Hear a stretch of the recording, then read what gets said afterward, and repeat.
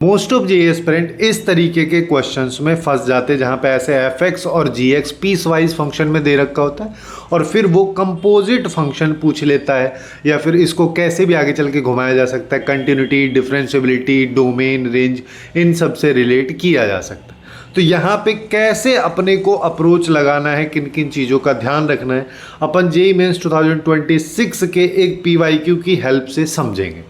और यहाँ पे कुछ चीज़ें अपने को ऑलरेडी पता ही है, जैसे कि अगर मान लो कंपोजिट फंक्शन की बात करें तो एफ ऑफ जी एक्स का मतलब कि एक्स जो है उस वैल्यू को जी एक्स में जब मैं पुट करता हूँ तो उसके बाद जो आउटपुट जी एक्स का आता है वो एफ एक्स के लिए एक इनपुट का काम करता है। जैसे कि अगर मान लो मेरे पास ये वाला एक फंक्शन है तो मेनली अपने पास चार टाइप के कंपोजिट फंक्शन होते हैं, F of G X, G of F X और एफ ऑफ एफ एक्स और जी ऑफ जी एक्स, जिसमें एफ ऑफ जी एक्स अगर तुम निकालोगे तो कुछ इस तरीके से आ जाएगा।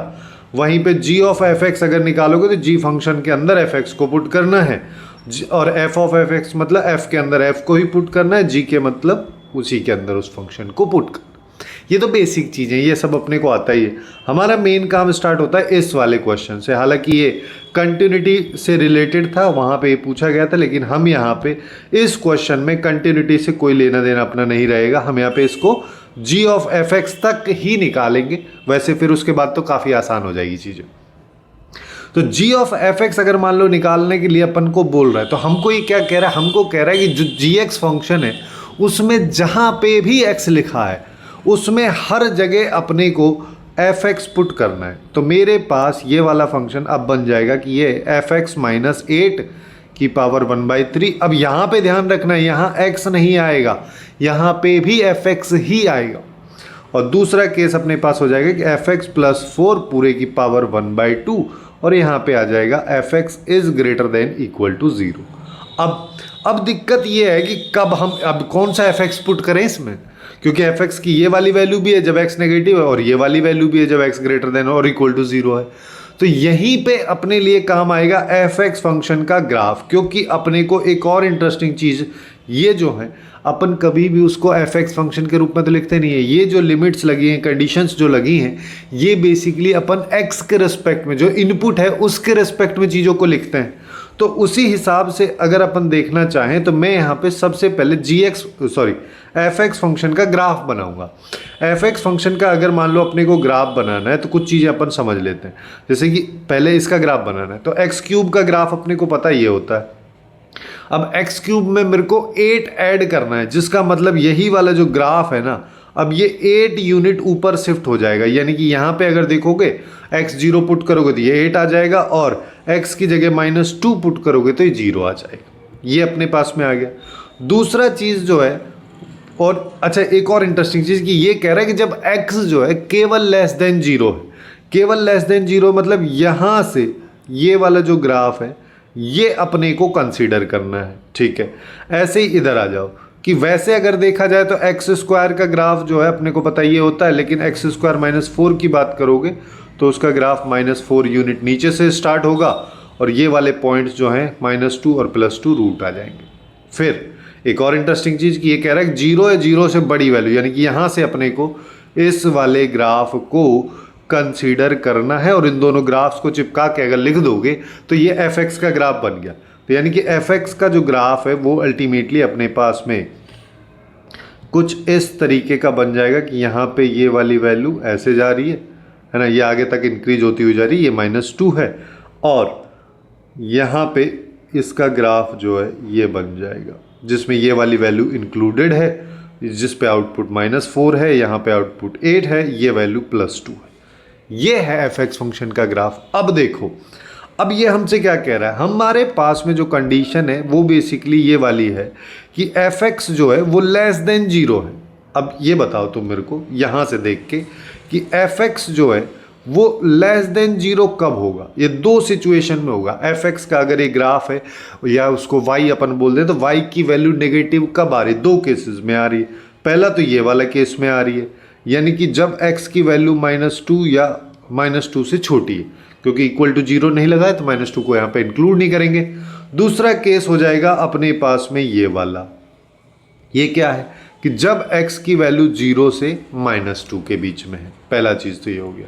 अच्छा, fx जो है ग्रेटर देन और इक्वल टू 0 कब कब आ रहा है ये भी देख लेते हैं। इसको देखने के लिए अपन यहाँ पे बोल सकते हैं 0 या 0 से बड़ा। एक तो ये वाला सीन हो गया, यानी कि ये हो जाएगा जब x greater than equal to -2 है, और एक ये वाला सीन हो जाएगा।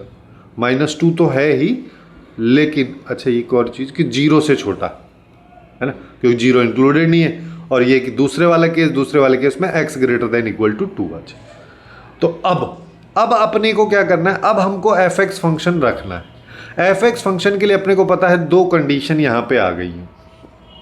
क्या क्या कंडीशन आ गई कि इसको ना मैं एक बार समझाने के लिए वापस से ऐसे लिख देता हूँ कि fx नेगेटिव कब कब है। उन दोनों को अपन लिख देते हैं कि जब x लेस देन -2 है और fx -8 की पावर 1/3, ये इसमें भी नेगेटिव रह रहा है। वो कब है, जब x 0 से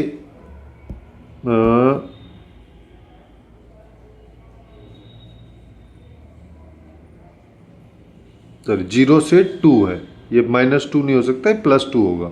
ठीक है, यहाँ पे ये +2 होगा। तो जब x की वैल्यू 0 से 2 है और fx ग्रेटर देन और इक्वल टू 0 अगर है, उस सिचुएशन में g ऑफ fx फंक्शन इसके बराबर है। और ये ग्रेटर देन और इक्वल टू 0 कब कब है, जब x की वैल्यू -2 से 0 के बीच में है और जब fx की वैल्यू हमारे पास ग्रेटर देन और इक्वल टू 2। अब हमारे लिए चीज़ें आसान हो गई। कैसे आसान हो गई है कि अब अगर मान लो मैं तुमसे बोलूँ कि x लेस देन -2 पे fx फंक्शन क्या है, तो तुम सीधा बोल दोगे x लेस देन 0 पे हमेशा यही वाला फंक्शन है। तो इसी को हम यहाँ पे पुट कर देंगे। यानी कि अब अगर मान लो मैं g ऑफ fx निकाल रहा हूँ, तो अब हम यहाँ पे fx फंक्शन पुट करेंगे इसमें। तो x लेस देन -2 पे fx फंक्शन x³ + 8 के बराबर है। तो यहाँ पे आ जाएगा x³ + 8 - 8 पूरे की पावर 1/3, जिसको डायरेक्टली मैं इससे ये कैंसिल हो जाएगा, x³ की पावर 1/3 यानी कि पावर कैंसिल हो गई। तो यहाँ पे बेसिकली x बच गया। और वो कब, जब x हमारे पास लेस देन -2 है। अब दूसरा केस, जब x की वैल्यू, अब इसको ना हम सीक्वेंस में चल लेते हैं कि -2 पे अपन ने यहाँ पे खत्म कर दिया। अब -2 से 0 पे आ जाओ। -2 से 0 में आओगे तो ये यहाँ पे आ रहा है। जब x की वैल्यू -2 से 0 के बीच में है, तो मेरे पास यहाँ पे आ जाएगा fx की जगह हम ले लेंगे फिर से वही x³ + 8। तो x³ + 8 अगर मान लो मैं यहाँ पे ले रहा हूँ, अच्छा सॉरी यहाँ पे +4 था, पता नहीं कैसे 1/4 हो गया था।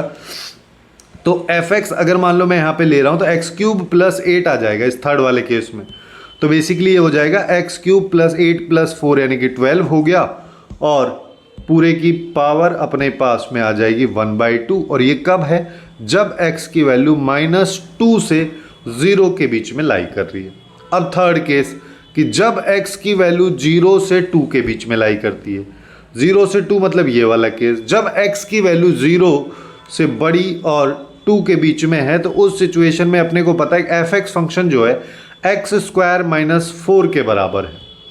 तो ये आ जाएगा x² - 4 - 8, क्योंकि ये रहा -8 ये वाले में है ना माइनस। तो इसको डायरेक्टली मैं ना x² - 12 लिख देता हूं और पूरे की पावर हमारे पास 1/3 आ जाएगी। ऐसे ही लास्ट वाला केस कि जब x ग्रेटर देन और इक्वल टू 2 है, यानी कि fx की जगह x² - 4 लेंगे, इसमें +4 है तो ये x² से x² खत्म हो गया हमारे, सॉरी x² - 4 + 4 ये आएगा इसकी पावर। तो यहाँ पे +4 से -4 गया तो x² की पावर हमारे पास 1/2 है। तो एक्चुअली में आएगा mod x, बट अपने को पता है कि x is greater than equal to 2 यानी कि पॉजिटिव अपन ले रहे हैं, तो mod x को सीधा हम x यहाँ पे लिख सकते हैं। तो एक्चुअल में ये वाला फंक्शन बनेगा g ऑफ fx।